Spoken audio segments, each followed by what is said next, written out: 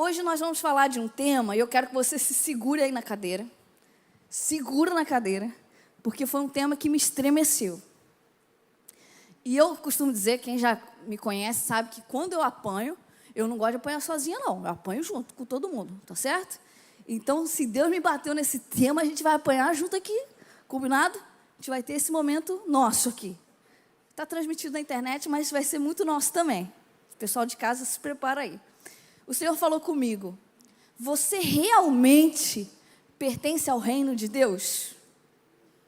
Que é o tema da mensagem de hoje. Você realmente pertence ao reino de Deus?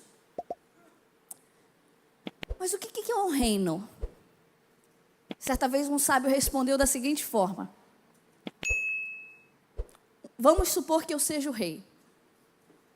E eu, como rei, anuncio aqui agora. Amanhã, todos virão com camisas brancas. Aí chegou o dia. Alguns vieram com camisas azuis, outros vieram com camisas amarelas, mas alguns vieram com camisas brancas. Eu pergunto para vocês, quem faz parte do reino? Aqueles que vieram com camisas brancas. Porque o reino é o lugar onde a vontade do rei é feita. Por todos os evangelhos, e Marcos, que é onde a gente vai ler, mas Mateus, Lucas e João, a gente vê Jesus sempre falando sobre o reino dos céus, o reino de Deus, e o reino deste mundo. A gente sempre vê ele falando, o reino é um governo. Paulo, ele disse em Colossenses 1,13, que Deus nos resgatou do domínio das trevas, tirou a gente de lá, e nos transportou para o reino do seu Filho amado.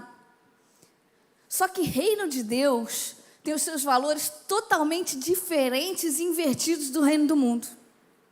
Certo teólogo escreveu o seguinte, os cristãos valorizarão aquilo que o mundo considera insignificante e suspeitarão daquilo que o mundo considera desejável. As coisas do mundo ficam no fim da lista do reino de Deus. O que o mundo considera muito bom, fica no fim da lista. No topo da lista, fica aquelas coisas que o mundo considera desprezível. Se no reino do mundo, o forte prevalece e o fraco não é bem visto, no reino de Deus, a fraqueza, ela se aperfeiçoa no poder de Deus. Se no reino do mundo, o poder da vingança esmaga até os inocentes, no reino de Deus, o perdão é maior do que a vingança. E a busca por reconciliação é muito melhor do que a vitória num tribunal. Se no reino do mundo o casamento está cada vez mais enfraquecido e o divórcio está romantizado pra caramba, vocês devem estar vendo um monte de blogueiro falando, comunicado.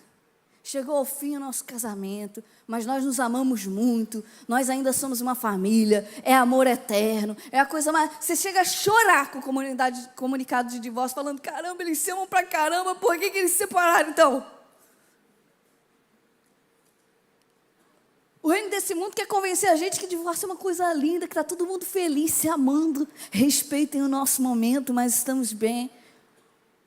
No reino desse mundo, o casamento é a nossa maior missão e a nossa maior riqueza. No reino de Deus. No reino do mundo, toda sorte de aberrações sexuais são incentivadas, são aprovadas. No reino de Deus, ele é vivido com pureza de coração. Ele é vivido com fidelidade nos relacionamentos. No reino do mundo, o que importa é a aparência, e por isso a insensatez prevalece. Mas no reino de Deus, não basta só falar, é preciso praticar aquilo que se ouve e aquilo que se acredita. O reino de Deus, ele está sempre em oposição ao reino desse mundo. Os que pertencem ao reino desse mundo são até aplaudidos agora, mas eles vão entrar em colapso depois. Os que pertencem ao reino desse mundo ostentam riqueza agora, mas eles vão ficar completamente desamparados. Esses dois reinos, essas duas formas de governo, com valores completamente opostos, encontram-se de maneira mais dramática lá no jardim do Getsêmani. Nesse jardim, todos os que foram parados lá foram colocados à prova. Todos. Passaram por um teste. E o que esse teste quis trazer à tona? A qual reino cada um de fato pertence. Abra sua Bíblia em Marcos 14, do 43 ao 46.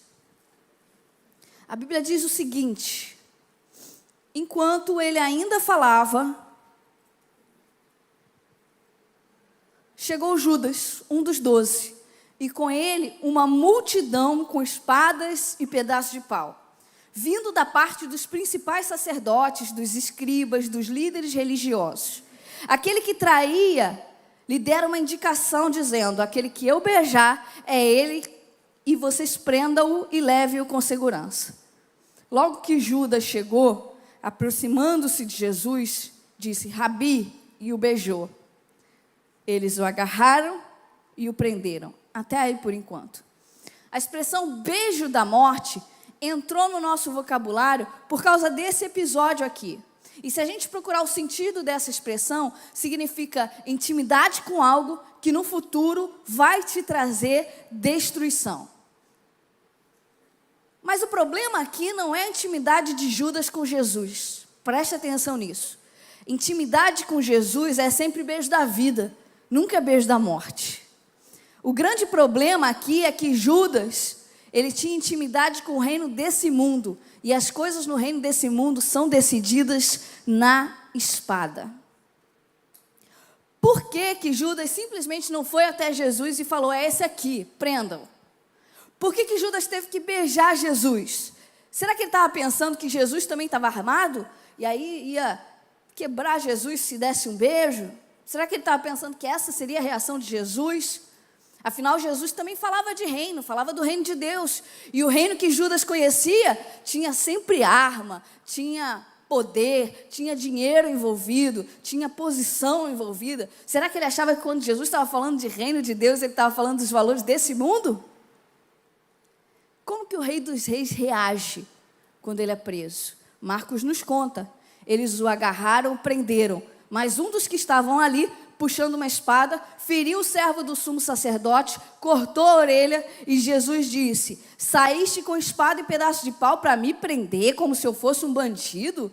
Todos os dias eu estava com vocês, ensinando no templo, e não me prendestes. Mas isso é para que se cumpra as escrituras. Judas parecia que estava esperando uma reação armada de todo mundo. Do contrário, ele e o grupo dele não iriam todos cheios de armas para prender Jesus. Mas Jesus replica dizendo: por acaso eu estou liderando alguma rebelião para vocês virem armados desse jeito me prender?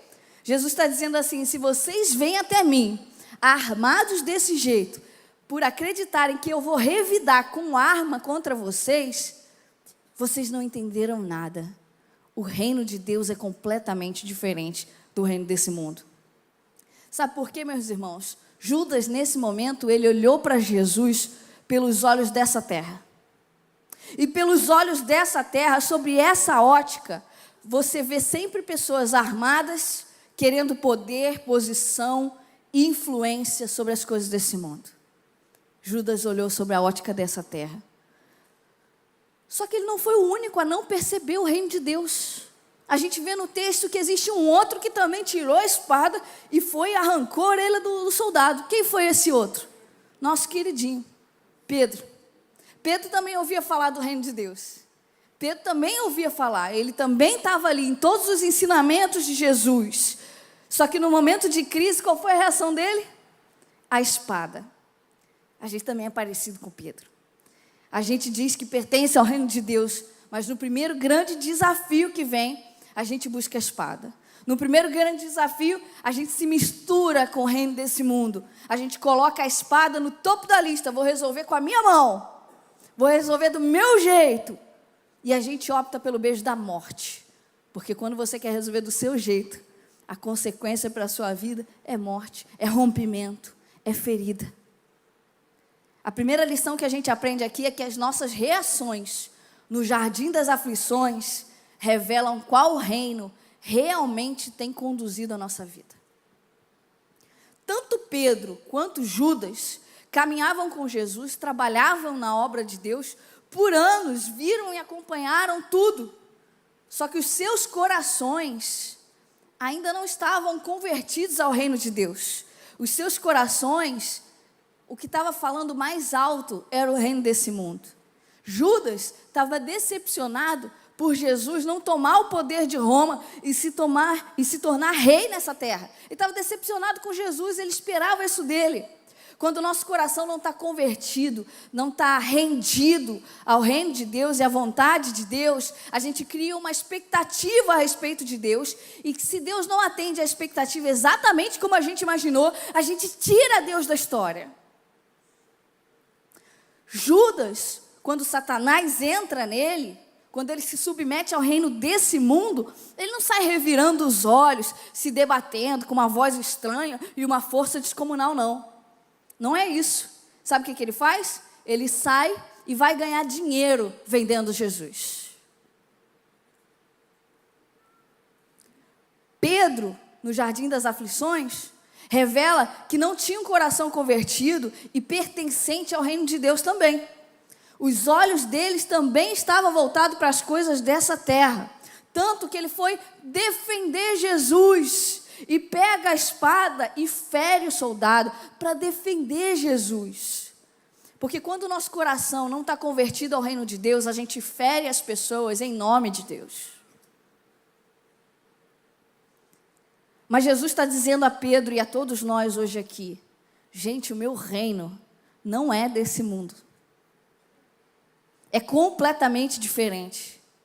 É desse modo que eu vou mudar as coisas. Presta atenção, eu vou colocar os outros em primeiro lugar, antes de mim. Eu vou amar os meus inimigos, eu vou servir, me sacrificar pelo outro. Eu não vou pagar o mal por mal. Ao contrário, eu vou vencer o mal com o bem.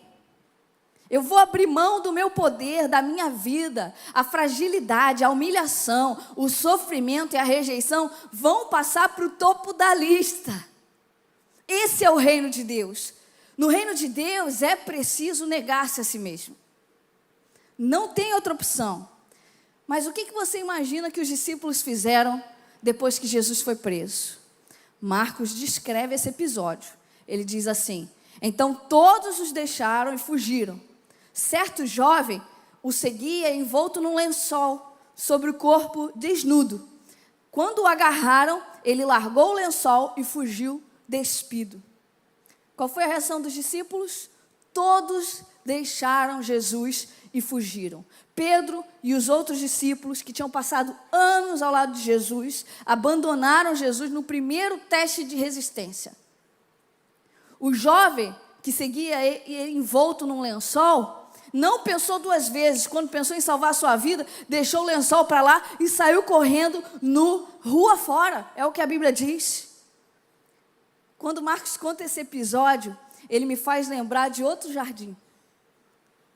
Ele me faz lembrar do Jardim do Éden, onde também haviam duas pessoas que passaram por um teste e falharam.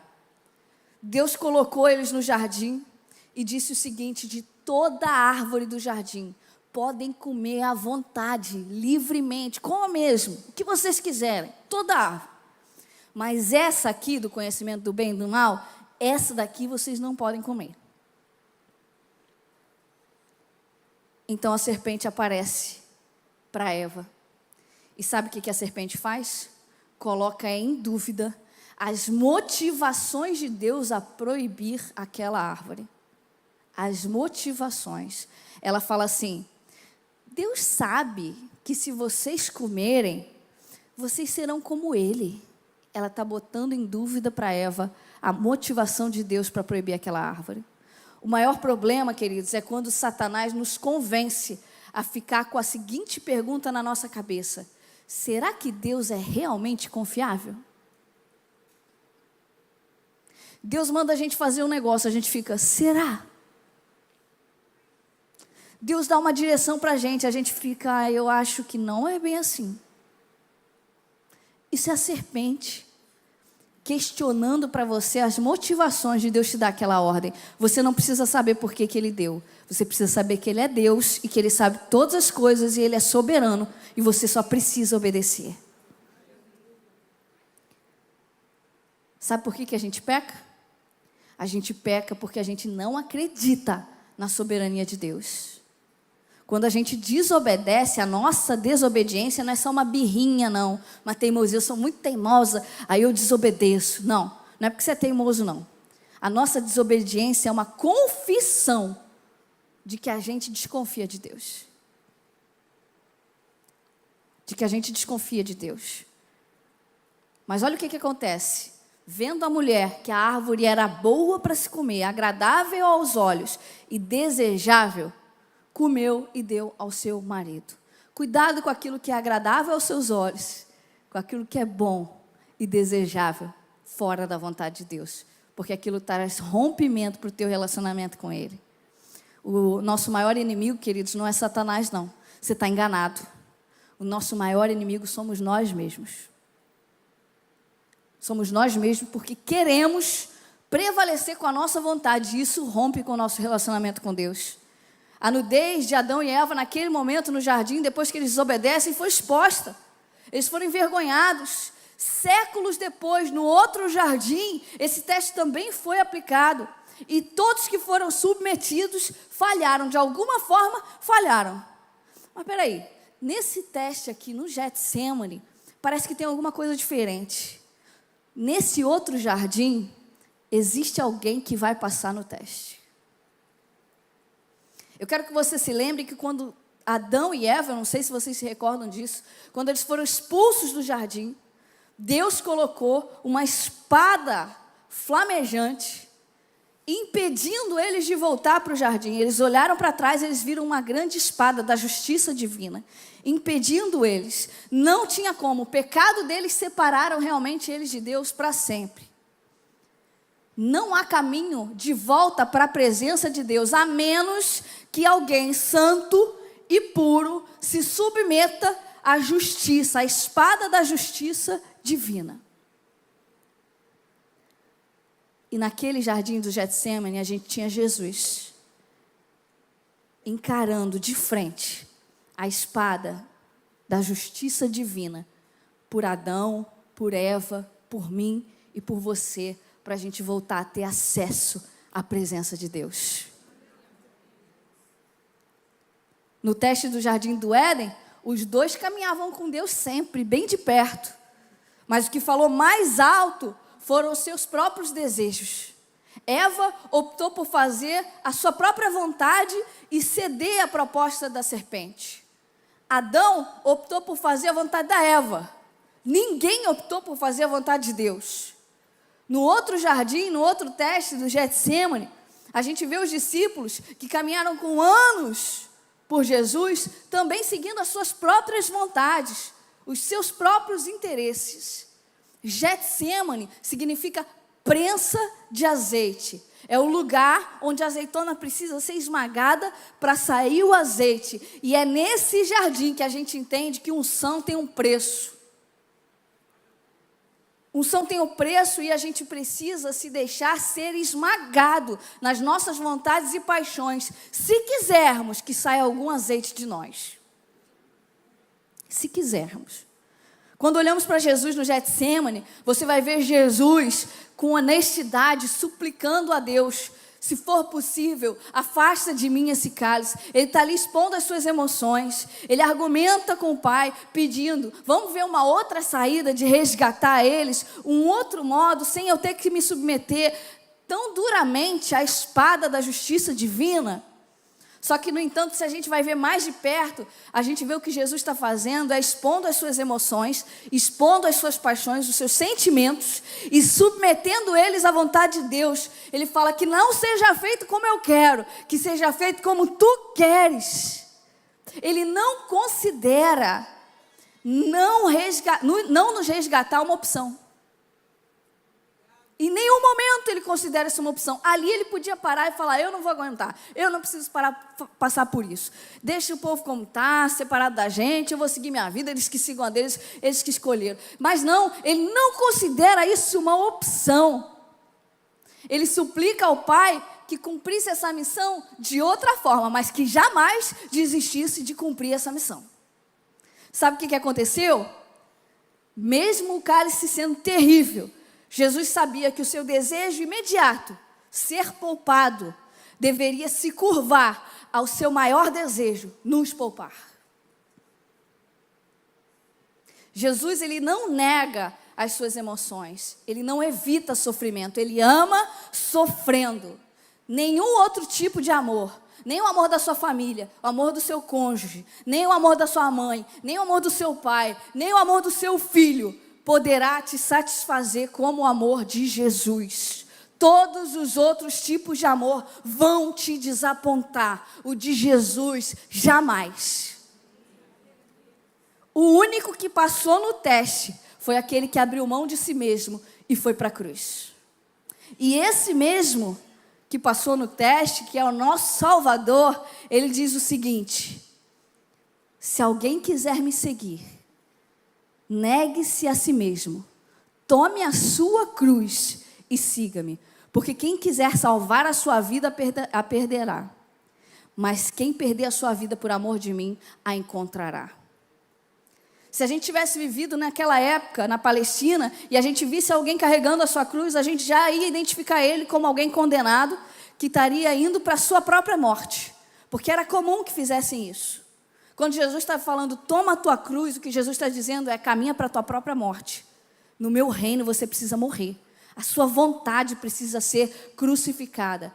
Se estamos seguindo a Jesus, só existe um caminho, a morte. A cruz. Um teólogo que eu amo muito, que é o Bonhoeffer, ele escreve no seu livro Custo do Discipulado o seguinte: quando Cristo chama um homem, ele convida ele a vir e a morrer. Lucas fala que Jesus disse que a gente deveria tomar a nossa cruz todos os dias, e se a gente não fizesse isso, a gente não era digno de ser discípulo dele. É o que ele diz. O que Jesus está dizendo, em outras palavras, quando ele fala que quem ganhar a sua vida vai perder, ele está dizendo assim, quem tiver determinado a se apegar a si mesmo, a viver para si mesmo, vai perder a sua vida. Só que quem tiver disposto a morrer, a se perder, a se entregar para a obra de Cristo, para o Evangelho, vai se encontrar, vai descobrir a sua verdadeira identidade.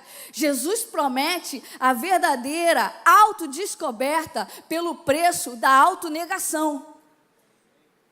Você precisa se negar para se descobrir. Esse é o segredo do Evangelho. Você só vai se descobrir quando abrir mão de si mesmo. Aí você vai entender quem você é. É o que a palavra diz. Apóstolo Paulo foi bem cuidadoso para falar desse ensino de Jesus. Ele diz que ele já estava crucificado com Cristo, lá em Gálatas 2, e que todos os que pertencem a Cristo crucificaram também a sua natureza caída com todas as suas paixões e os seus desejos. Isso é mortificação, é sentenciar a nossa natureza caída à morte. A morte é o caminho para a frutificação. A palavra diz que a semente que não morrer não dá fruto, ela permanece sozinha. Para dar fruto, a semente precisa morrer, mas a gente tem uma visão equivocada do Evangelho. A gente tem uma visão mimada do Evangelho, achando que Deus está ali sempre à nossa disposição para nos servir e nos fazer felizes o tempo todo. O amor de Deus por nós, o amor que nós temos por Deus, ele é gerado às vezes por causa de uma ferida. Ele não é gerado porque Deus faz um carinho no seu filho, aí você, ganhou meu coração, fez um carinho no meu filho, vou amar esse Deus. Não, o Evangelho nos fere para nos curar, é o que diz em Jó 5,18. Ele faz a ferida e Ele mesmo a faz sarar. Ele fere e as suas mãos trazem cura. Agostinho diz uma frase que eu amo demais, que fala assim: feriste-me com a tua palavra e desde então te amei. O nosso problema, a gente canta muito sobre o leão de Judá hoje em dia, né? Que ruja o leão, a gente canta isso, né? Mas o seu problema, querida, é que você quer uma experiência com o leão, mas você fez as unhas dele. E o poder do leão está nas suas garras. Essas garras precisam nos ferir.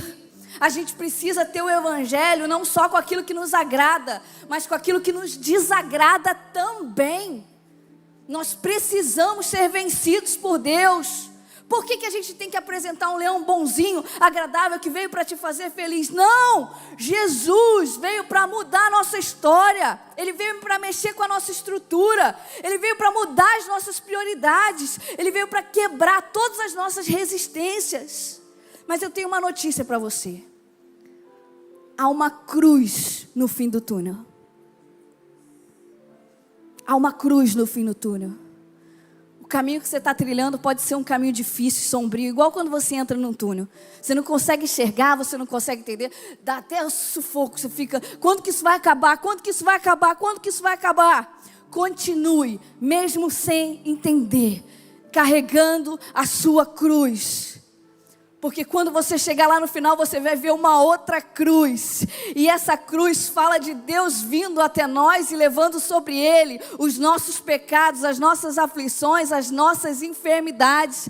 Levando sobre Ele, nos oferecendo uma novidade de vida, um novo tempo, uma nova chance, uma nova história. A cruz da esperança, do novo começo. Há uma cruz no fim do túnel. Faça a vontade de Deus, submeta a sua vontade à vontade dEle, e o sofrimento vai perder o seu poder. Vai perder o seu poder. Um missionário chamado Adoniran Judson, missionário na Ásia, quando ele pediu a sua esposa em casamento, ele disse assim: me dê a sua mão em casamento e vamos comigo para a selva da Ásia morrer por causa de Cristo. A vida dele foi muito dura. Ele perdeu 6 filhos no campo missionário. Ele passou 37 anos lá. Ele só voltou uma vez para sua terra natal. Mas depois de 37 anos, depois que ele morreu, ele 2 anos preso injustamente. Sabe o que aconteceu? Ele deixou 63 igrejas naquele lugar, onde só ele e a esposa conheciam Jesus quando eles chegaram. E hoje, mais de 3 milhões de cristãos existem naquele lugar. Porque ele e a sua esposa foram as sementes que morreram para frutificar naquela terra. Existe um outro missionário que eu achei muito interessante quando ele foi pregar o evangelho em praça pública. O cara falou: eu vou matar você. E ele falou: Senhor, a sua arma é matar, mas a minha maior arma é morrer.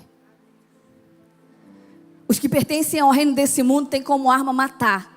Matam pessoas, matam relacionamentos, matam pessoas nos seus próprios corações, rompem com elas. Mas os que pertencem ao reino de Deus, a nossa maior arma é morrer. Morrer para si mesmo, oferecer perdão, oferecer amor ao invés de justiça. Oferecer graça, morrer para si mesmo, considerar o outro maior do que você ao invés de querer a posição do outro. Não existe maior amor e maior liberdade quando você está disposto a morrer para si mesmo, para viver a história de Jesus aqui na terra. Já estou crucificado com Cristo, né? Foi o que Paulo falou. E realmente, estar crucificado, você pode muito bem pegar aqui, ó, e crucificar os seus pés. Você pode muito bem pegar aqui e crucificar essa sua mão. Pá, eu mesmo vou me crucificar. E aí eu fico com essa minha mão presa na cruz. E eu crucifiquei os meus pés, as minhas vontades. Mas e essa mão aqui? Como que eu crucifico? Para você ser crucificado com Cristo, essa mão aqui precisa que o outro coloque você na cruz. Através de injustiças, através de decepções, através de traições. Essa martelada dessa mão só vai ser feita através do outro. E por isso, considere motivo de grande alegria por ser perseguido, sofrer injustiça por causa do nome de Cristo. Porque a injustiça que você sofre é para te ajudar a você ser totalmente pregado na cruz e viver a experiência de trazer em glória a Cristo Jesus. Amém? Aleluia. Eu quero encerrar, irmãos, com a história de um homem que eu vou chamar de missionário, para não expor porque é uma história real, por causa da internet. Mas ele morava num país muçulmano e ele se converteu. Ele foi expulso de casa, ficou mendigo durante 3 anos. E a agência que apoia cristãos perseguidos adotou ele, começou a sustentar ele. Ele se casou, teve filhos, e o pastor dessa agência foi visitá-lo. Numa dessas, chegou 9 horas da manhã, 9h30, 10 horas da manhã, 10h30, e esse missionário não chegava nunca. Lá para as tantas, esse missionário chega, todo desfigurado, todo quebrado, sua roupa cheia de sangue. E o pastor perguntou: o que aconteceu?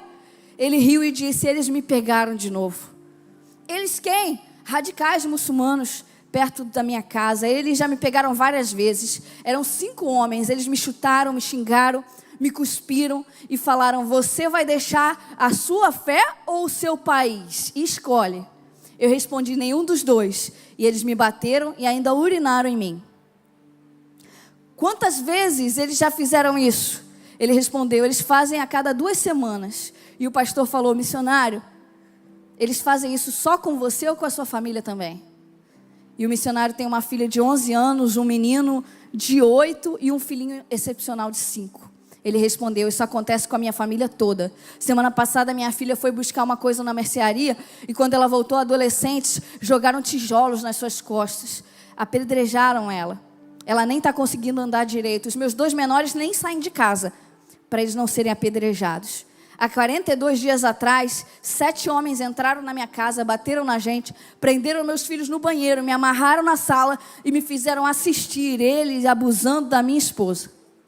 Foi a única vez na minha vida que eu quase desisti, mas a minha esposa gritava: não nega Jesus. Jesus é a única coisa que nós temos. Nessa hora o pastor virou para ele e disse: você vai embora para o Brasil comigo, chega. E ele falou: pastor, nós respeitamos você, mas eu não posso ir. Eu não posso ir porque Jesus deu a vida dele pela igreja aqui no Sudão. Não é coerente que eu faça qualquer coisa diferente disso. A minha sepultura vai ser na minha igreja local. O pastor continuou: essa é a chance da sua vida, pelo amor de Deus, vamos embora, eles vão matar você, olha o que você está passando, você vai morrer. Ele falou: pastor, quem não entendeu foi você. Não tem como eles me matarem, pastor. Eu já morri. Eu morri em maio de 94. Eu morri para o islamismo. Eu morri para o mundo. Eu morri para o pecado. Não tem como eles me matarem. Jesus é quem vive em mim. O que Jesus está dizendo para você nessa manhã é: você realmente pertence ao reino de Deus? Feche os teus olhos. Deixa o Espírito Santo falar para o teu coração. Se você está aqui nessa manhã e falou: pastora, Espírito Santo, eu senti algo diferente no meu coração, eu entendi nessa manhã que não tem a ver com o não que a gente dá para as coisas desse mundo, não, tem a ver com o tamanho do sim que a gente dá para Jesus, e eu quero dar um sim enorme para Ele agora. Eu nunca fiz isso na minha vida, mas eu quero entregar todas as áreas da minha vida para Jesus agora. Eu estava afastado, eu quero voltar com tudo, eu quero ser pregado numa cruz, eu quero ser participante das dores de Cristo, mas eu quero que Ele governe sobre a minha vida. Se é essa oração que você quer fazer, eu quero que você levante bem alto a sua mão, que eu quero orar por você, em nome de Jesus. Levanta a sua mão, Deus te abençoe, Deus te abençoe. Levanta bem a sua mão, eu quero orar por você, eu quero entregar a minha vida para Jesus, Deus te abençoe lá atrás. Eu quero entregar, Deus te abençoe, a minha vida para Jesus agora, Deus te abençoe. Deus te abençoe. Vocês que estão levantando as suas mãos, eu queria ver vocês, a luz não me permite ver. Vem aqui na frente agora, eu quero impor as minhas mãos sobre você. Eu quero orar com você pessoalmente. E a gente tem uma equipe que vai te dar um presente que vai marcar a tua vida hoje. Sai do seu lugar, você que levantou a sua mão agora, em nome de Jesus. Sai do seu lugar, caminhe para a tua cruz agora, em nome de Jesus. Sai do seu lugar e fala: eu quero uma nova vida em Jesus. Eu quero aquilo que só o Evangelho pode me oferecer. Eu quero viver isso. Sai em nome de Jesus. Vem para cá em nome de Jesus. Vem para a tua nova história. Vem para o teu novo começo. Vem para a tua nova chance. Em nome de Jesus. Pode vir aqui em nome de Jesus. Vocês lá atrás, pode vir aí com a criança. Que coisa linda. Em nome de Jesus, o Espírito Santo está aqui, gente. O Espírito Santo está dizendo: há uma cruz no fim do túnel. Há uma cruz de esperança para você. Pode vir em nome de Jesus. enquanto esses que estão aqui estão vindo para receber uma novidade de vida, para receber um novo tempo sobre a história da vida deles, da família deles, eu quero perguntar para você. Você que já passou por esse dia aqui, você que já veio aqui na frente um dia, mas você que hoje, quando ouviu esse sermão, estremeceu o coração e falou: tem uma mão minha que ainda não está crucificada, pastora. Eu quero ir para a cruz. Eu quero que você saia do seu lugar e venha aqui para o altar, que eu também quero orar por você. Em nome de Jesus. Você que quer falar: Jesus, eu quero ir para a cruz. Eu quero morrer para as minhas vontades, para as minhas paixões. Eu percebi que eu preciso disso. Eu percebi que eu preciso ter um nível de compromisso que eu nunca imaginei antes ter. Deus está me chamando, meu coração está incendiando. Eu preciso ir para a cruz.